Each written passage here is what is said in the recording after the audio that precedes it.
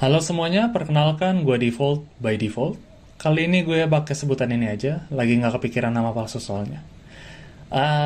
Pertama gue mau ucapin terima kasih udah nonton video perkenalan gue. Terakhir gue lihat yang nonton udah 35, padahal subscriber gue baru 17. Gue curiga siapa yang nonton 2 sampai 3 kali. Soalnya pas gue nonton sekali aja, udah nggak kuat kayak video apa ini? Udah mulai merenung, anjrit kenapain gue bikin video ini? Dan di video kedua tentang reality yang nonton ada 13 orang. Dan subscriber gue kan 17 ya. Kesimpulannya apa? 4 orang sudah sadar dan tahu prioritas lain yang lebih penting. Atau karena gue bahas reality makanya sepi. Soalnya konon kabarnya aplikasinya udah mulai sepi. Dan karena yang nonton udah 13. Video ini gue upload di tanggal 13. Oke, hari ini gue mau ngomongin streaming di reality. Semisal masih sepi berarti valid ya. Emang sepi aplikasinya ternyata. Di sini gue cuman mau sharing apa yang ada di kepala gue aja. Kalau ngomongin streaming reality, menurut gue ada 4 hal yang jadi perhatian gue. Profile picture, jumlah penonton, daily batch, sama judul streaming. Kita mulai dari profile picture. Profile picture atau PP jadi daya tarik visual yang menentukan orang mau tertarik ke streaming atau enggak. Daya tarik visual bisa ke konteks good looking atau unik, entah dari desain atau color palette. Dan dari pengamatan gue, selain faktor penampilan, faktor jenis kelamin atau gender biologis menentukan. Sebagian orang cenderung mampir ke streamer lawan jenis, makanya semisal kalian ke room laki-laki, biasa banyak penonton perempuan dan sebaliknya. Hal ini mungkin gak selalu bersifat romansa, kadang cuma mau nyari teman lawan jenis aja. Mungkin untuk memperkaya perspektif. Di sisi lain juga ada yang masuk ke stream yang sesama jenis. Bentar, kenapa aneh? Maksud gue streaming laki sama laki. Tetap aneh. Tapi kalian paham kan maksud gue? Biasa motifnya mau nyari kawan dengan sudut pandang atau referensi yang sama mungkin. Mungkin supaya gak merasa sendirian, makanya beberapa pemain nyari yang sesama jenis buat menjalin tali kasih, persaudaraan. Tapi profile picture atau PP gak selamanya akurat. Contoh lu mau nyari pasangan dari PP aja, lu gak bakal dapetin pasangan, yang lu dapetin tamparan dari realita. Soalnya kadang gak akurat, bayangin. Lu cowok nemu PP cewek cakep, terus berangan-angan. MBG, my bini gua. Pas lu masuk avatar my bini lu loading. Lu nunggu dengan sabar, sambil nunggu bukan suara perempuan melengking, ekspektasi lu yang melengkung, yang muncul lanang. Dan anehnya, kadang lanang itu justru lebih jago ngedesain karakter cewek ketimbang cewek. Dan di sini gue mau meluruskan satu hal. Kadang laki-laki pakai avatar perempuan bukan berarti gay. Mereka cuma suka lihat avatar perempuan dan mereka bisa nata rias avatar perempuannya. Pendekatannya kayak dandanin waifu sendiri. Makanya mereka pakai avatar perempuan karena lebih enak dilihat. Tapi kalau di reverse engineering, bukan berarti laki-laki yang pakai avatar laki-laki. Artinya suka dandanin dan liatin laki-laki. Gue rasa ini ada perspektif yang coba dimengerti aja, nggak perlu didebatin. Well, ini mungkin hanya terjadi pada orang-orang normis mungkin ya. Oke, tadi gue udah bahas profile picture, sekarang kita bahas jumlah penonton. Sebelum masuk streaming reality orang lain, kita bisa lihat jumlah penonton yang masuk di room streamingnya. Jadi semisalnya ada 10 orang, berarti yang nonton ada 10 orang, bener? Ya, lebih tepatnya belum tentu. Biar gue jelasin. Gue perlu jelasin cara perhitungan penonton reality. Di platform reality, jumlah penonton streaming dihitung dari jumlah orang yang masuk saja. Tapi yang keluar nggak dihitung. Jadi misalnya ada 10 orang, terus 10 orangnya keluar, angka penontonnya masih di angka 10. Terus nanti kalau ada 6 yang masuk jadi 17. Iya kan? 1 sama, iya 17. Ya, 1 sama 7 sama dengan... Oke, gue nggak lanjutin. Mungkin ini alasannya gue disuruh les Kumon. Dulu gue dikasih tahu Kumon, gue nggak tahu dia Pokemon atau Digimon. Nggak lucu. Kayak yang gue jelasin tadi, jadi semisal streaming kalian ada 10 orang masuk, terus 10 orangnya keluar, status kalian masih ada 10 orang yang nonton. Padahal roomnya udah kosong. Hal ini menimbulkan kebingungan dan rasa canggung di room. Lu ngomong panjang lebar tapi nggak ada yang respon, suasana komentar diem, hening, nggak ada jawaban. Saking sepinya kalau hostnya ngomong, halo, lo, ada gemanya. Ada orang, rang, ada. Lo ada yang jawab. Habis itu streamer atau hostnya tanya lagi, ada orang nggak? Hostnya berharap ada jawaban, masih nggak ada jawaban. Habis itu hostnya ngomong, aku yang dulu ya guys, dalam hati, ngapain gue ngomong lagi? Udah kosong ini room, anyep gue. Dan setelah ngomong aku end dulu ya guys, muncul sesuatu. Ada 10 orang ngechat, good luck host, Otsu, see you next time, can't wait to see you. Bang, kayak dari tadi gue ajak ngomong didiemin, giliran gue end stream pada antusias, anjir. Ya, sorry cerita gue agak emosional, tapi itu bukan pengalaman pribadi gue sumpah. Iya, bukan pengalaman pribadi gue. Kalau pengalaman streaming, gue pernah streaming sampai 100-an yang nonton. Gue udah ngobrol panjang lebar, topiknya gak putus-putus, tapi makin lama kok yang ngechat makin lama makin sepi. Habis itu biasa kalau room rame abis itu sepi, kadang muncul pertanyaan yang bikin insecure. Obrolan lagi ngalir, muncul pertanyaan, Bang, Bang, ini kan yang nonton ada 100-an. Iya. Tapi kalau diperhatiin yang aktif ngechat dari tadi saya doang nih, Bang. Iya. Ini 99 penonton lainnya pada kemana? Ash. Gimana cara ngejawabnya ini? Dan untungnya ini gue udah cukup familiar respon pertanyaan kayak gini. Gue gak kebayang kalau misalnya ada respon, Bang, ini kan roomnya sepi. Abang beli akun di mana, Bang?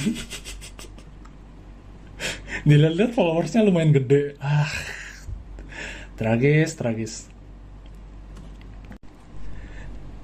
Di reality juga kadang streamer pengen punya banyak followers sampai 1000-an gitu kan. Tapi menurut gue jumlah 1000 follower bisa jadi anugerah memang. Tapi kadang juga followers bisa jadi kutukan yang kayak tadi gitu. Bayangin lu punya followers 1000, terus pas streaming yang datang 1 orang, terus ditanya, Bang, 999 follower lainnya pada kemana, Bang? Dan follower gue terakhir gue lihat ada 5000 follower, jadi pas gue ngalamin itu rasa sakitnya 5 kali lipat. Dan biasa kadang gue suka jadiin ini sebagai candaan aja di room gue. Sampai-sampai ada 1 orang pernah nanya gitu.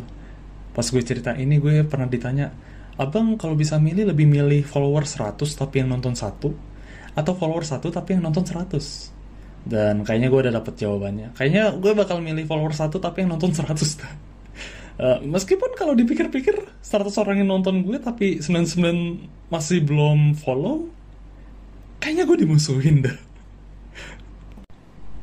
Oke, sekarang kita ngomongin daily badge. Di beberapa streamer, pas live lu kadang bisa nemu ada orang streaming dan ada kotak biru bertuliskan daily. Di samping jumlah penonton. Iya, di samping jumlah penonton yang omong kosong itu, well, fungsi daily badge buat nandain kalau si streamer udah aktif setiap hari. Dan untuk cara dapetinnya, mudah. Kalian juga bisa ngelakuinnya. Dengan cara streaming 15 menit dalam 1 hari, dan dilakukan selama 7 hari berturut-turut. Dan ketika kalian klik daily badge di bio reality, kadang bisa lihat streamernya udah daily berapa hari. Dan semisal ada bolong 1 hari nggak streaming, daily badge-nya hilang. Bayangin ada orang dailynya udah 1000 hari, terus dailynya hilang. Daily badge-ku. Setelah kejadian itu dia mulai menarik diri dari lingkungan sosial, seharian di kamar, tatapan matanya kosong, bengong, terus sering bergumam, irashimasen kete kurete arigatou gozaimasu, poin to dozo. Padahal poin di reality udah hilang. Oke, terakhir judul streaming.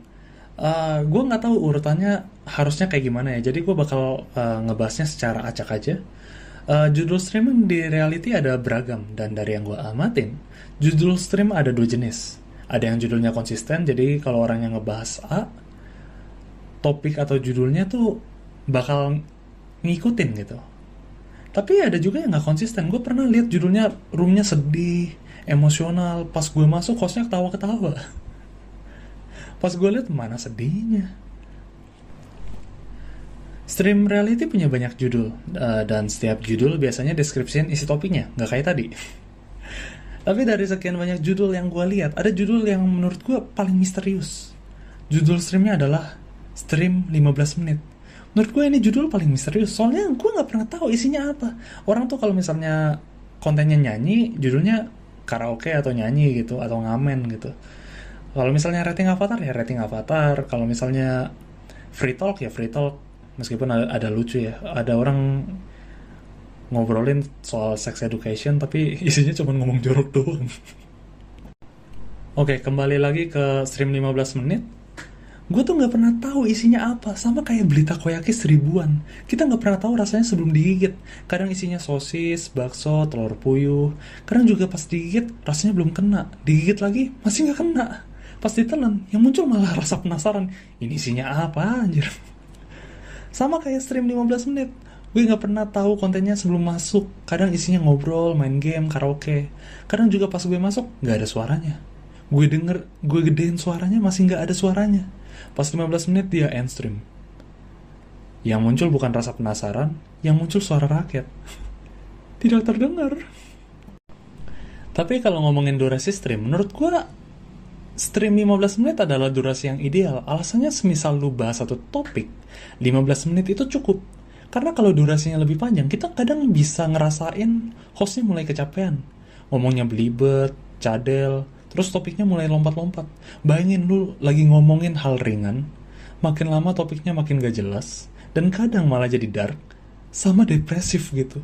Itu tuh memicu respon kayak kebingungan gitu, kayak perasaan tadi ngomongin bubur, kenapa sekarang ngomongin siksa kubur? Ada juga room judulnya hiatus. Menurut gue judul ini secara emosional sedih banget gitu. Alasannya jelas, karena player ini akan off dari reality, dan kita nggak bakal ketemu dia untuk sementara. Atau mungkin seterusnya. Dan dari judul stream hiatus, gue selalu curiga, kayaknya ada yang salah. Bahkan sampai nama playernya jadi ada tulisan hiatus. Melihat fenomena ini, kadang gue mikir, mungkin ada kesibukan di dunia nyata si player ini. Tapi semakin gue perhatiin, makin merasa ada yang salah. Yang gue pikir salah karena jangan-jangan dia mengasumsikan kita kenal dia. Karena bagi orang yang gak kenal sama dia, udah Pak Aryu nih orang siapa? Paling juga nanti balik lagi dan bener. Di reality, ada judul comeback reality. Dan pas kita lihat bukan rasa kangen. Yang muncul pertanyaan yang sama. Ini orang siapa? Udah Pak Aryu. Dan kalau gue perhatiin, judulnya bisa berevolusi, menyesuaikan situasi. Pas awal-awal comeback reality. Pas udah mulai ragu, ada yang inget aku, dan evolusi terakhirnya dia udah nggak streaming, udah nggak bikin room gitu, tapi keliling sambil nanya, bang inget aku gak? Dan gue curiga ini asal muasal dialog reality, masih inget aku nggak? Soalnya kadang pas beberapa orang streaming, dialog ini kadang muncul dan bikin pada kasus gue merasa bersalah karena gue nggak enak semisalnya gue ngelupain orang lain. Tapi kejadian kayak gini kadang bikin kesel. Bang inget aku gak bang? Gue coba inget ini orang siapa. Terus gue nanya detail tentang dia. Sampai lama banget. Udah lama gue tanya. Dia ngomong, maaf bang salah orang. Aish, mau gue report ini orang sumpah. Di reality ada juga room yang menyediakan layanan curhat. Dan jujur gue respect sama room kayak gini. Karena nggak semua orang memiliki lingkungan sosial yang bisa memfasilitasi sebagai tempat bercerita dan memberikan rasa aman. Dan beberapa dari mereka di reality bisa melayani dengan baik dan penuh empati kalau gue perhatiin. Tapi nggak bisa dipukul rata. Ada yang bisa jadi tempat curhat yang baik, ada juga yang tidak. Salah satunya, saya. Gue tuh liatnya kagum, mereka bisa jadi tempat curhat dan bisa handle dengan baik. Kayak yang curhat, jadi gini kak, hari ini aku sedih. Abis itu yang kasih layanan curhat tuh ngomong kayak, kamu sedih kenapa? Coba ceritakan lebih lanjut, coba ceritakan lebih detail gitu. Itu tuh digali informasinya, abis itu dicoba cari penyelesaiannya gitu. Gue pernah coba, gue tungguin ada orang masuk, gue tanya gitu kayak, mau curhat gak? Oh enggak, oh oke. Gue tungguin lagi, gak ada yang mau curhat, gue ajak ngobrol terus. Gue mikir, apa mereka gak percaya sama gue ya? Sampai 15 menit kemudian malah gue yang curhat. Jadi gini teman-teman, hari ini aku sedih ya. Habis itu direspon. Kakak sedih kenapa? Daily base-nya hilang ya kak. Streamnya sepi ya. Beli follower di mana bang? Aish. Di kepala gue aneh banget. Perasaan gue yang mau ngelayani, tapi kenapa gue yang dilayani? Ngomongin room curhat ada dua jenis. Satu room curhat yang tadi, yang kedua room yang curhat. Biasanya judul yang kedua ini agak sedih. Gue pernah nemu judul sedih banget. Gue masuk, gue ngobrol sebentar, abis itu gue nanya, kamu sedih kenapa? Dia bilang dia sedih karena temennya pada hiatus. Alhasil karena gue merasa simpati, gue coba nenangin gitu. Terus ngomong, ya udah biar kakak yang nemenin kamu. Dan dia bilang, janji ya kak? Gue jawab, iya. Besoknya gue yang hiatus. Dipikir-pikir kayaknya gue paham kenapa mereka nggak mau curhat sama gue. Ada juga room yang judulnya ngasih harapan ke para jomblo. Beberapa judulnya tuh kayak nyari cowok, sedih habis diputusin, atau kamu mau gak sama aku? Tanda tanya. Judul ini tuh judul yang gue kira romantis pada awalnya. Kayak tipis-tipis flirting, ngegodain, tapi isinya kalau intens, kayak psywar di antara para pria. Tipis-tipis hampir saya berbullying. Dan biasanya judul-judul ini menarik jomblo-jomblo tragis. Kenapa gue tahu? Karena gue juga masuk.